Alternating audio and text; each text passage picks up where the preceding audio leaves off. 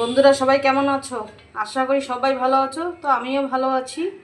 তো দেখো আজকে আমি রান্না করেছি মাছ কচু দিয়ে, কচুর ডাল করেছি, এর মধ্যে মাছ দিয়েছি।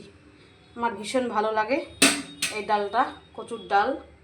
তোমরা কে কে ভালোবাসো কচুর ডাল মাছ দিয়ে? সব পোনা মাছ নিয়ে আসছে।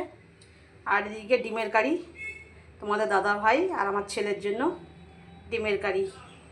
আর এদিকে হচ্ছে মসুর ডাল।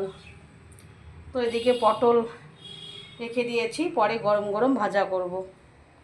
তো এই হচ্ছে আজকে দুপুরবেলা রান্না। দেখো বাসন রেখে দিয়েছি, বাসন এখনও মাজিনি।